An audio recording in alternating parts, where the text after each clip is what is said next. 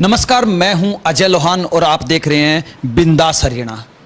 आज हमारे साथ विशेष चर्चा में मौजूद है सरव दमन जी। जी हां, सरव दमन सांगवान, जिनको पूरे हरियाणा में पत्रकारिता के क्षेत्र में एक बहुत बड़े रूप में देखा जाता है और आज वही सरव दमन जी आज हमारे साथ मौजूद है। सरव दमन जी, सबसे पहले बिंदास हरियाणा में आपका स्वागत है। जी धन्यवाद, आपका स्वागत है आपका। जी सरव दमन जी, सबसे पहले मैं इसी मुद्दे पर आना चाहूँगा कि सरकार का लगभग 1 साल का समय पूरा होने जा रहा है।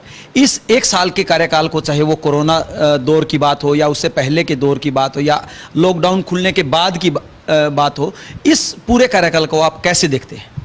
देखिए, किसी भी सरकार के कामकाज के लिए 1 साल का समय काफ़ी होता है और वैसे तो अक्टूबर में जाके इस सरकार का टाइम पूरा होगा, लेकिन अभी जितना भी टाइम इसने निकाला है उसमें सरकार एक तरह से मुझे नहीं लगता कि बहुत कार्यकुशल सरकार दिखाई देती हो, जिसमें लोगों को लगता हो कि बहुत अच्छे तरह से काम भी और विकास कार्य हो रहे हों और लोगों को सुविधाएं मिल रही हों। खास करके कोरोना में जो है टाइम में लोगों को बहुत कोई सरकार की तरफ से इतनी कोई इमदाद नज़र नहीं आई, सरकार कहीं नज़र भी नहीं आई। लोग अपने भरोसे पर हैं, अपने खुद भगवान भरोसे और अपना इंतज़ाम खुद कर रहे हैं। लेकिन सरकार को जहाँ दिखना चाहिए था, जिस लेवल पर सरकार के मंत्रियों को, विधायकों को जिस तरह से इस मौके पर लोगों के साथ खड़ा दिखाई देना चाहिए था, उस तरह का कुछ दिखाई नहीं दिया। शुरुआत में जब कोरोना काल शुरू हुआ तो कहते थे कि मोदी जी की वजह से कोरोना के केस नहीं बढ़े हैं और अब ये कहा जा रहा है कि अपने भरोसे पर रहें। देखिए, जहाँ तक मैं समझता हूँ ये सरकार जो है झूठ के पुलिंदे ज़्यादा खड़े करती है और लोगों को गुमराह करती है कि ऐसा कोरोना से कुछ नहीं है। पहले लोगों को गुमराह करते रहे, सरकार की लापरवाही थी कि बाहर के लोग जो है देश में आते रहे, उनको जो है क्वारंटाइन नहीं किया गया और उनके साथ जिस तरह का एक सतर्कता सरकार को बरतनी चाहिए थी वो सतर्कता कहीं दिखाई नहीं दी और उसी की वजह है कि अब लगातार सरकार जो है इस मुद्दे पर गिरती भी जा रही है। सरकार के जो होना चाहिए था, लोग सरकार ने जैसे 20 लाख करोड़ का एक पैकेज की घोषणा की थी, लोगों को अभी तक ये भी नहीं पता कि किसको किस मद में कितना पैसा कहाँ जा रहा है, किस तरीके से जा रहा है। एक तो सब कुछ एक अंधेरे में है। जब तक ये साफ होगा तब तक शायद कोरोना भी चला जाएगा, लेकिन बाद में पता चलेगा कि किसी को क्या हासिल हुआ क्या नहीं हुआ। ये सब चीज़ें सामने आने वाली हैं और लोग इन चीज़ों पर नज़र रख भी रहे हैं।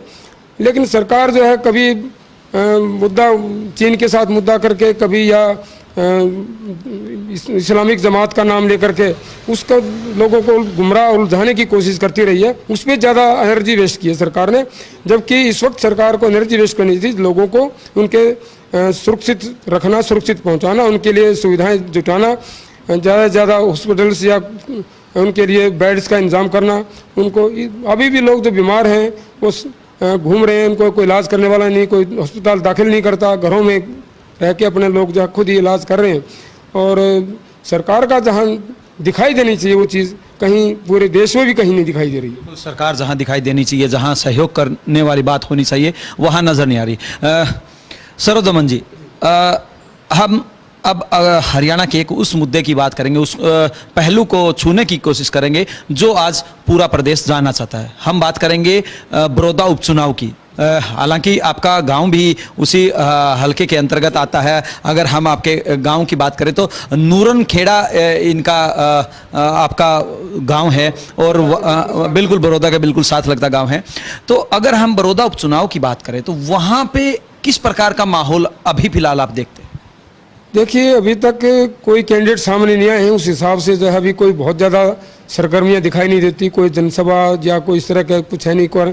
ये लॉकडाउन का दौर है, इस दौर में जो है ज़्यादा जनसभाएं नहीं हो रही, लेकिन फिर भी जो लोग टिकटार्थी हैं, टिकट लेना चाहते हैं, वो लोग भागदौड़ कर रहे हैं अपने तरीके से। जहाँ उनके आका हैं उनसे मिलने की, उनसे अपना गोटियाँ फिट करने की कोशिशों में लगे हैं, लेकिन इलाके में उस तरह का कोई माहौल अभी नज़र नहीं आया। झंडे, बैनर या कोई पोस्टरबाजी ज़्यादा नहीं है।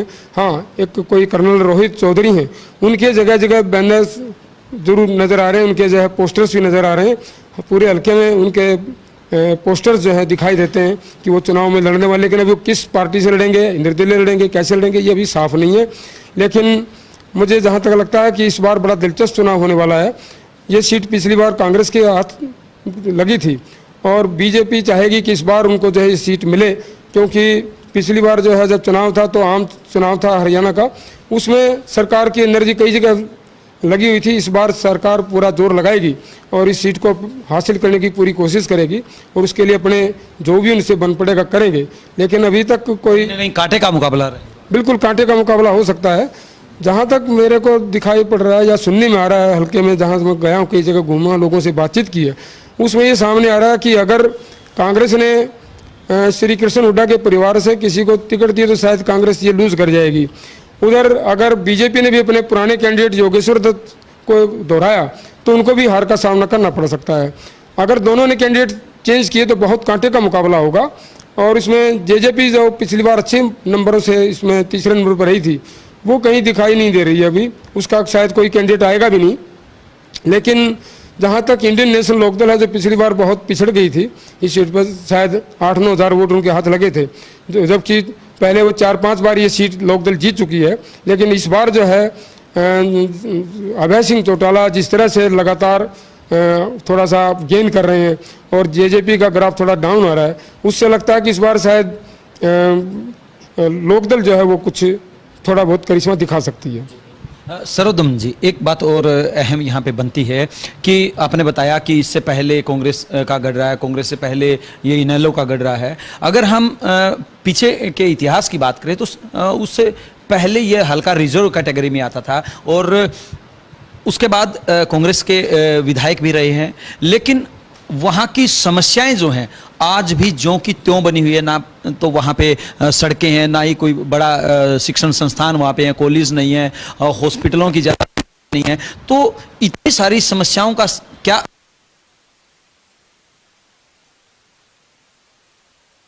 देखिए, ये 1967 से ये जो सीट है वो रिजर्व रही है और सबसे पहले रामधारी जी यहाँ से चुनाव जीते 1968 और 1972 में वो श्यामचंद जी इस सीट पे जीते।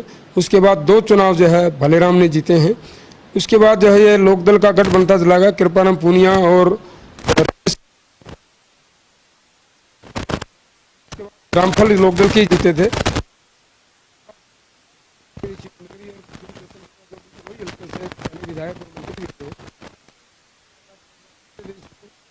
सीट खाली हुई है और सरकार को एक तरह से परीक्षा देनी पड़ रही है उनके जाने की वजह से, उनके स्वर्गवास की वजह से। अगर ऐसा मेरे को लगता है कि चुनाव जो है सरकार को एक धक्का भी दे सकता है और सरकार को एक,